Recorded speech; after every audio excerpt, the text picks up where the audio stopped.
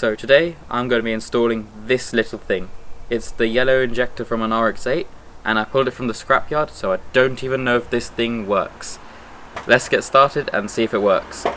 And I don't just have one, I have all four. Oh, look at that shiny intake with a cold air intake around it. If you want to know how to do that, that'll be in the top corner up there.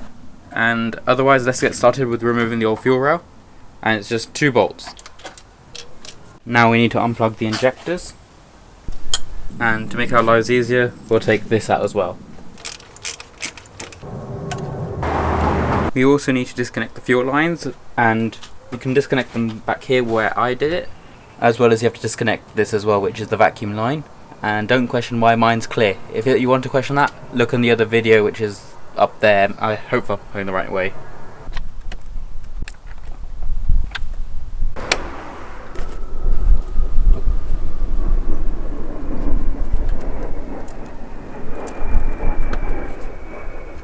And remember, when you take the fuel rail off, to keep an eye on where these go, because you need these. These are the fuel rail spacers, which is found like in between these hole mounting points where they mount into the manifold.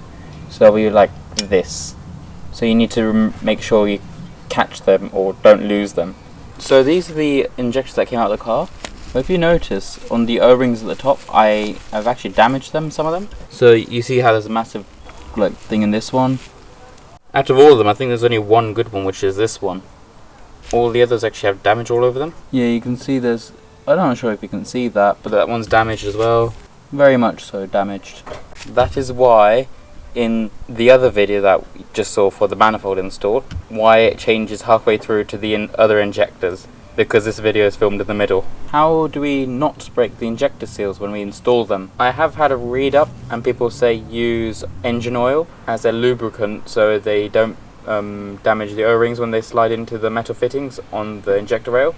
Let's try using some engine oil, and I'm going to use that on the new RX8 ones I have and make sure they go in nice and easily. I'm going to be using the best engine oil I can get my hands on, which is this Castrol Edge 5W30, and this is definitely not because I have very little left in this bottle and I have no use for it. So I'll be using this engine oil then, and we'll be lubricating the ends of each injector. Top tip: to make your life easier when you're trying to use the oil, pour it into the lid so then you don't have to constantly tip the bottle and try struggling.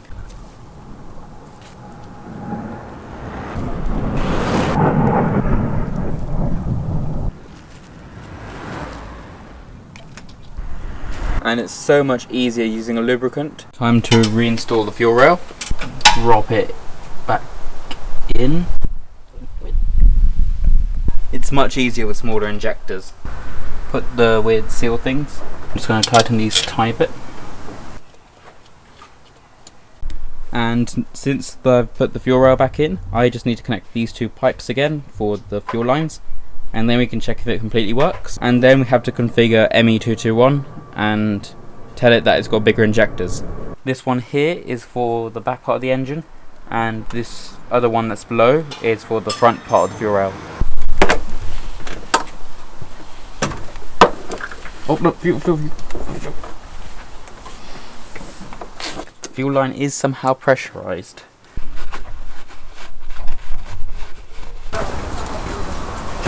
There we go.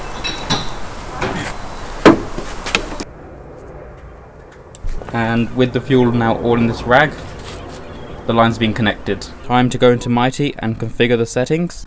So in Mighty, on the start page, if you come across here and you can see the injector driver, follow that down. And you see this value here, 420.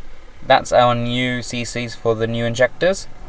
With that all sorted, what we need to do now is I'm going to crank the car. I will not start it, and then we can check the area if there's any fuel leaks. And let's go check if there's any leaks. And they don't seem to have any fuel leaks here, so that's all good. So that is how you install RX8 yellow injectors. Otherwise, like and subscribe down here, and see you in the next video.